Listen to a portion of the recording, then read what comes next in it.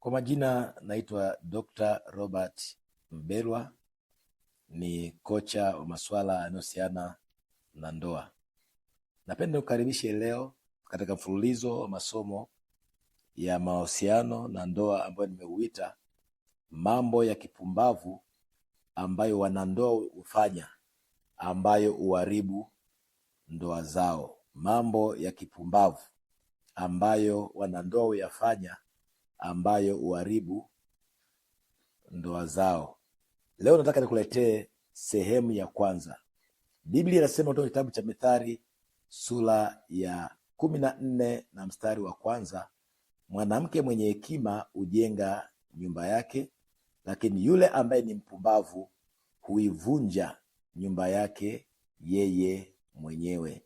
Vilevile Biblia inatuambia kutoka kitabu cha waraka wa kwanza wa Petro sura 3 mstari wa 7, enyi wanaume kaeni na wake zenu kwa hekima, maana ni viumbe dhaifu, ili maombi yenu yasiweze kukataliwa.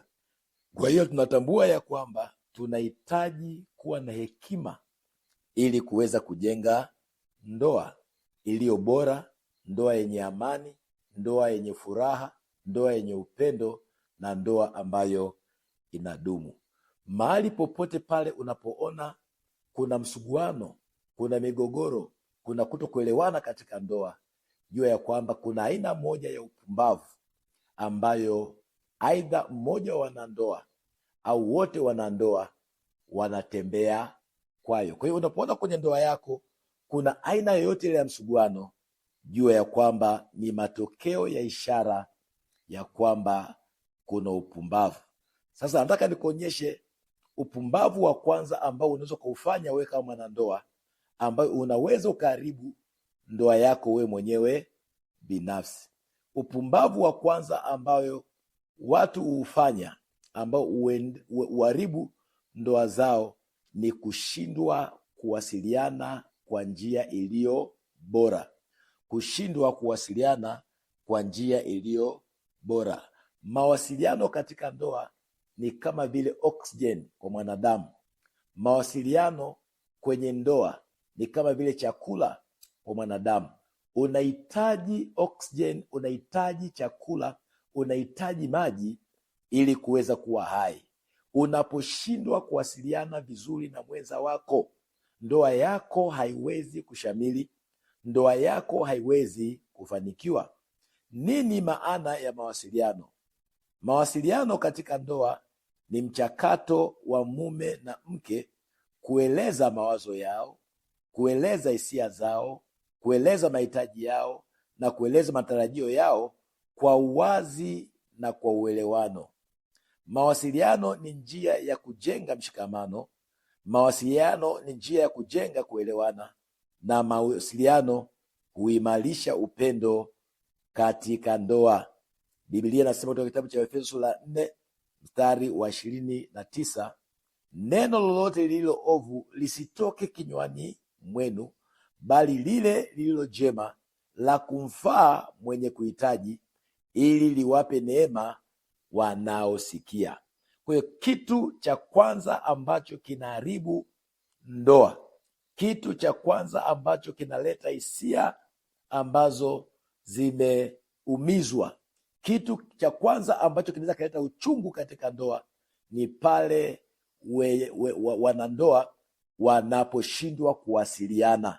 Wewe unaposhindwa kuwasiliana na mmeo, wewe unaposhindwa kuwasiliana na mkeo kwa njia iliyo bora, kwa njia ya uwazi, kwa njia ya ukweli, kwa njia ya uhuru, unakuwa unafanya jambo la kipumbavu ambalo litaharibu ndoa yako mwenyewe. Leo nataka nikuonyeshe sehemu ya kwanza ambayo ni muhimu, ambayo wanandoa hufanya upumbavu katika mawasiliano, ambalo huleta athari kwenye ndoa zao wenyewe. Namna moja ya kutoweza kuwasiliana na mwenza wako, ambapo kuna ashiria kwamba kuna ujinga ndani yako, ambapo kuna ashiria kwamba unakosa Uelewa au hekima ni kunyamaza, silent treatment. Silent treatment au kunyamaza, hii ni hali ambayo mmoja wa wanandoa anachagua kuto kuzungumza na mwenza kama njia ya kuonyesha hasira au kutoelewana badala ya kujadili tatizo. Tambua ya kwamba mawasiliano ni moja ya njia ambayo inahusika katika utatuzi wa matatizo. Unaposhindwa kuwasiliana na mwenza wako kwa njia ya kunyamaza, inaonyesha ya kwamba wewe ni mpumbavu. Kuna wanaume wengi na kuna wanawake wengi, wanapokuwa wamekosana na wenza wao, wanapokuwa wamekwazika na wenza wao, hawazungumzi na wenza wao kwa siku 3, kwa wiki moja, kwa mwezi mzima, kwa miezi mitatu. Hii ni moja ya ishara ya upumbavu. Ni namna gani ambayo unaweza ukaijenga ndoa yako pasipo mawasiliano? Ni namna gani unaweza ukaleta suluhu katika ndoa wakati hauongei? Kuto kuongea ni ishara ya utoto. Kuto kuongea ni ishara ya kutokomaa. Kumbuka ya kwamba ndoa ni kwa ajili ya watu waliokomaa kihisia. Ndoa ni kwa ajili ya watu ambao wamekomaa kiakili.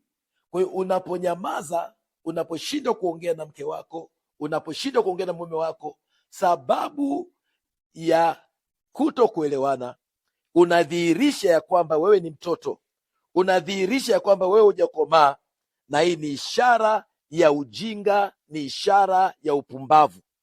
Upumbavu wa kuto kuongea na mke wako au na mume wako kwa sababu yoyote ile huleta madhara.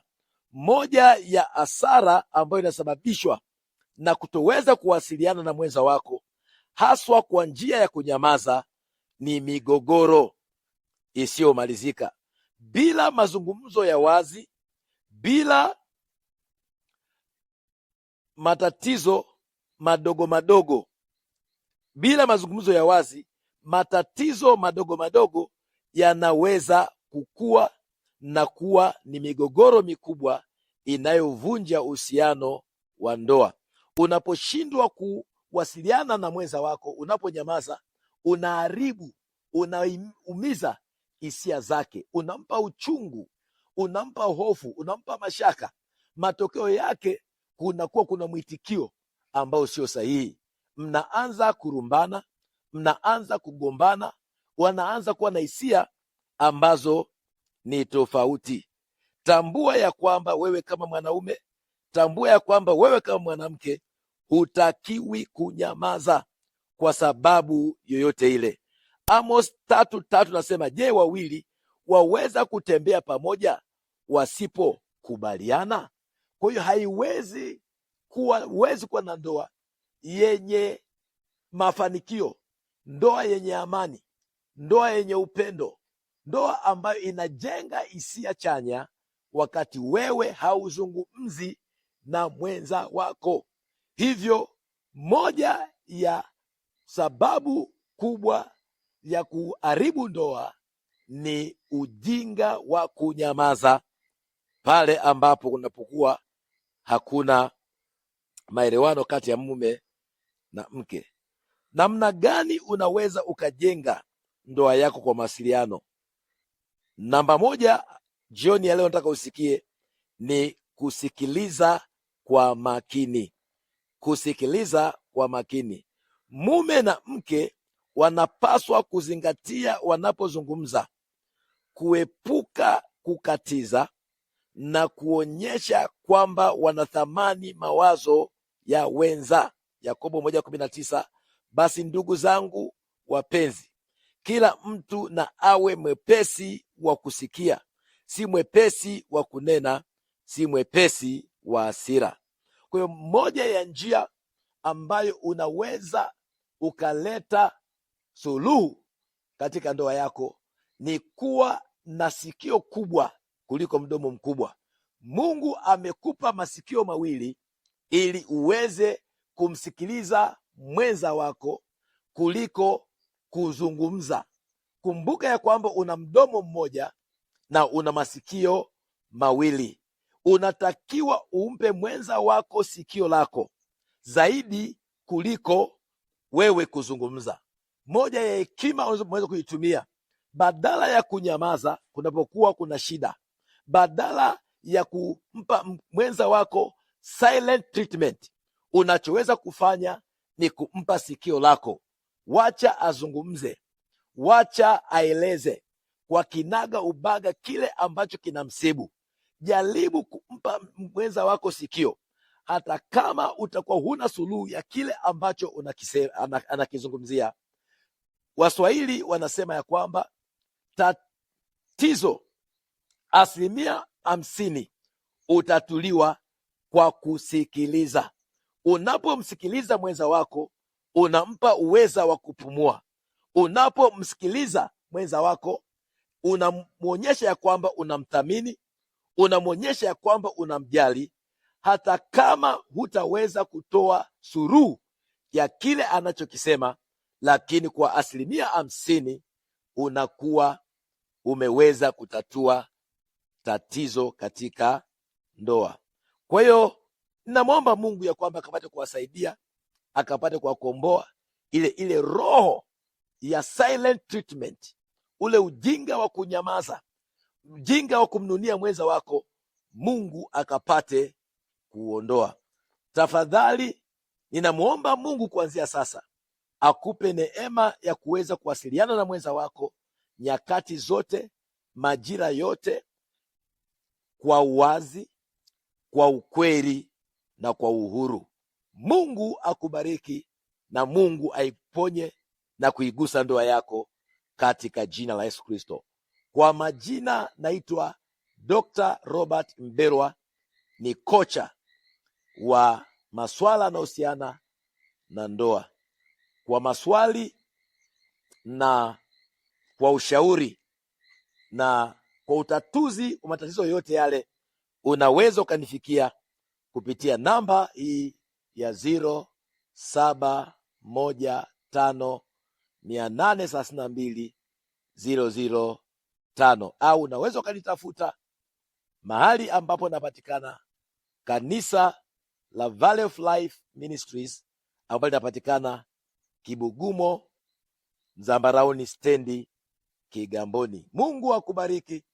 Tuonane kwenye mafundisho yanayofuatia ya sehemu ya pili ya mambo ya kipumbavu ambayo wanandoa huyafanya, ambayo huharibu ndoa zao wenyewe. Na Mungu akubariki sana katika jina la Yesu Kristo.